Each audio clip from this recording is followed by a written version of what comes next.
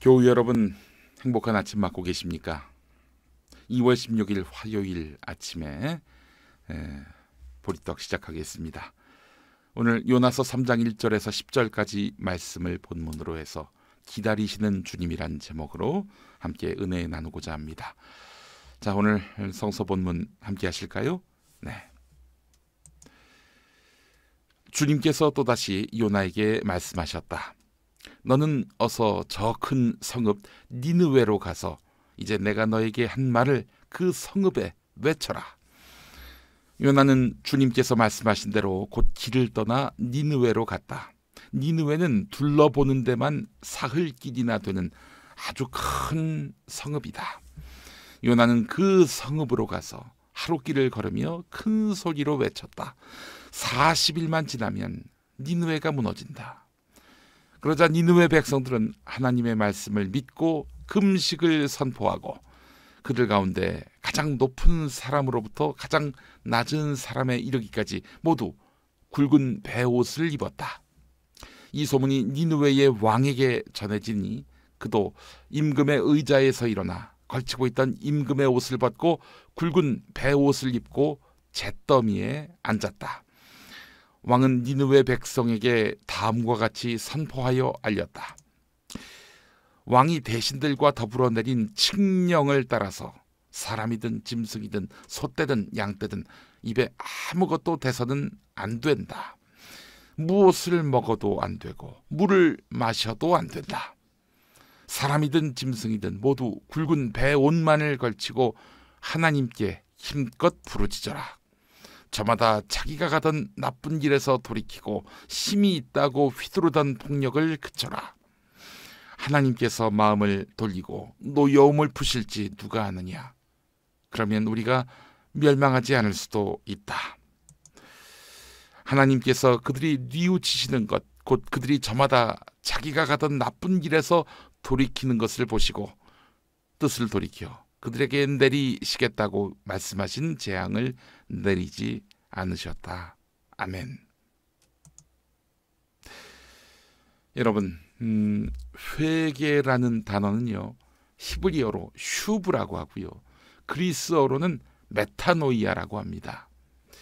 구약 성경은 히브리어, 신약 성경은 그리스어, 즉 헬라어로 쓰였다. 이런 이야기 한 번쯤은 들어보셨을 겁니다. 히브리어 슈브는 돌아가다라는 뜻입니다.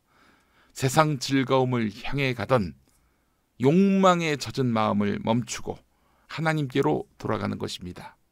기다리시는 하나님에게로 돌아가는 것입니다.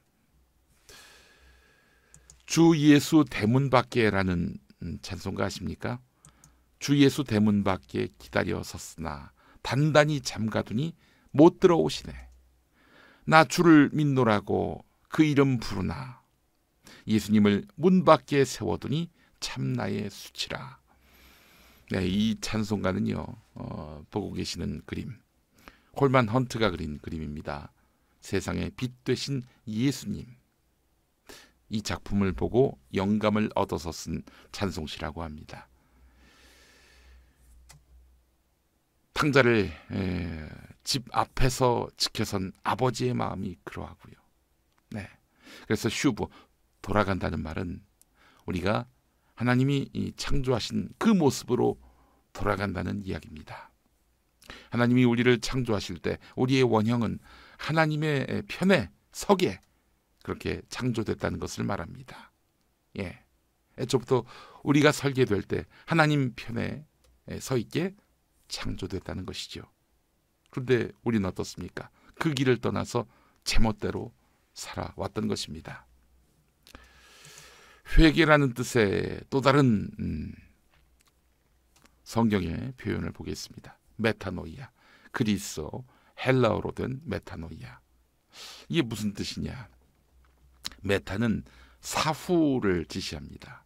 네, 메타데이터라는 말 들어보셨죠? 어떤 목적을 가지고 만들어진, 나중에 만들어진 데이터를 뜻합니다. 메타데이터가요. 그래서 메타는 사후, 나중에라는 뜻이 있습니다. 자, 노이아는 말이죠, 깨닫는다라는 뜻인데요. 자, 그렇다면은 이걸 합쳐봤을 때 뒤늦게만 남아 깨닫는다. 뒤늦게나마 깨닫는다. 이런 뜻을 담고 있다고 보시면 됩니다.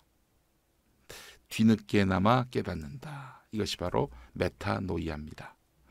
이 말씀에서는 하나님이 늦더라도 결국 돌아올 때까지 인간을 기다리신다. 이런 뜻으로 해석할 수 있습니다. 하나님은 끝없이 기다리는 분입니다. 하나님 사전에 선착순은 없습니다. 누가 일찍 돌아오느냐. 일찍 돌아온 순서대로 줄 세우지 않고 넉넉하게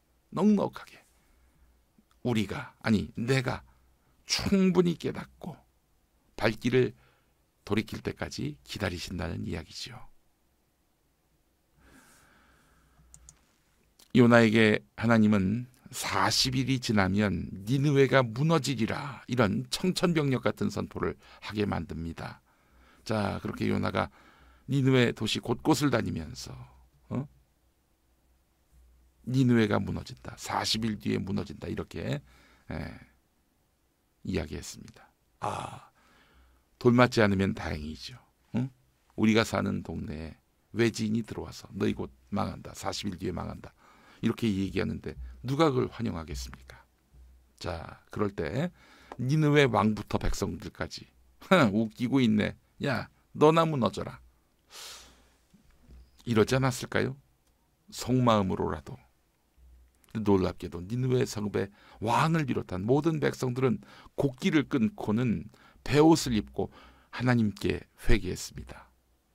이 요나의 한 번의 선포로 다들 하나님 앞에 무릎을 꿇은 거예요. 하나님은 그래서 재앙을 내리지 않으셨습니다. 근데 저는 이런 생각도 해봅니다. 만약 40일이 지났는데 그때까지 이 백성들이 회개하지 않았다면 하나님은 재앙을 내리셨을까? 저는 그렇지 않다고 봅니다. 물론 그들을 끝내 회개시키기 위해서 여러 간헐적인 압박을 가할 수는 있겠지만 하나님의 인내는 40일까지만 허락되는 것은 아니다. 하나님의 인내는 그침이 없을 것이다. 이런 생각을 해봤습니다. 목적이 징계입니까? 아니죠. 하나님의 인내의 이유는 돌아오라. 이거 아니겠습니까? 자, 그래서 하나님이 이렇게 용서하시니까 요나는 분통이 치밀었어요. 오늘 본문은 3장 아닙니까? 4장에 가보면 1절에 요나는 이 일이 매우 못마땅하여 화가 났다라고 되어 있습니다. 얼마나 화가 났는지 하나님께 나 죽이세요. 이렇게 나와요. 요나가. 이때 하나님이 뭐라고 하십니까? 박넝쿨을 살리고 죽이는 이적을 보이십니다. 그러면서 하나님은 요나에게 네가 수고하지도 않았고 네가 키운 것도 아니고 그저 하룻밤 사이에 자라났다가 하룻밤 사이에 죽어버린 이 식물을 네가 그렇게 안타까워하는데, 하물며 좌우를 가릴 줄 모르는 사람들이 12만 명도 더 되고 짐승들도 수없이 많은 이 큰 성읍 니느웨를 어찌 내가 아끼지 않겠느냐, 이렇게 말씀하십니다. 그래요. 하나님의 마음이 이러합니다. 징계가 목적이 아니에요. 돌아오기를 바라는 게 하나님의 본심입니다. 죄를 짓고 회개하지 않으면 가차없이 벼락을 내린다. 하나님은 그런 분이 아닙니다. 하나님은 회개하지 않으면 안타까워하시며 눈물을 흘리시는 그런 분입니다. 오래전에 어떤 존경받았던 대통령이 아들 문제 때문에 힘들어해서 그래서 비서를 보냅니다. 아들이 있는 곳으로.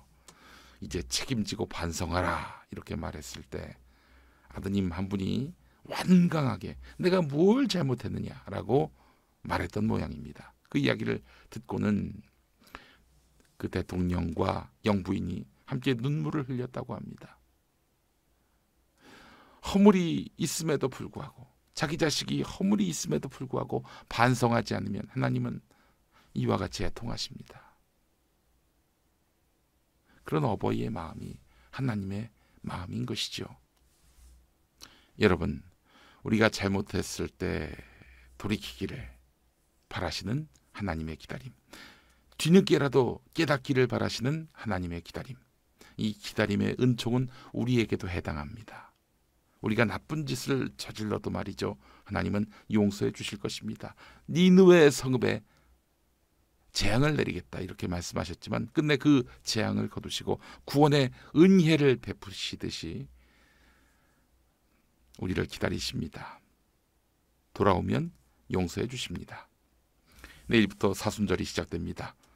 이경은 전도사님과 신민정 전도사님이 내일과 모레 귀한 말씀 들려주실 텐데, 우리의 죄를 씻기 위해 기다리다 못해 자기 아들을 보내서 십자가에서 죽게 하시고 인류에게 극진한 사랑을 보여주시는 하나님을 마음에 새기며 사시는 여러분 되시기 바랍니다. 우리를 기다리시는 하나님께 기도하겠습니다. 이혜인 수녀님의 사순절 기도로 오늘 마무리 기도하겠습니다. 사랑하는 것은 죽는 것, 이기는 것이 아니라 지는 것, 당신을 위해서 매일 자기 십자가를 지는 것. 주여, 언제나 자기를 방어하고 사소한 일에도 누구에게나 지려고 하지 않는 승자의 오만 위에 곤두서서 살지도 죽지도 못하고 괴로워하는 나에게 죽는 것을 가르쳐 주십시오. 예수여, 나에게는 당신의 굳셈보다는 약함이, 무한한 약함이 필요합니다. 저주를 당해도 비난하지 않고, 넘어뜨림을 당해도 항거하지 않고, 죽임을 당해도 원망치 않는 사랑에 찬 약함이, 이웃에게 지지 않겠다고 발버둥 치고 늘 머리를 쳐드는 나의 오만을 당신의 약함으로써 부끄럽게 해 주십시오. 예수님의 이름으로 기도합니다. 아멘.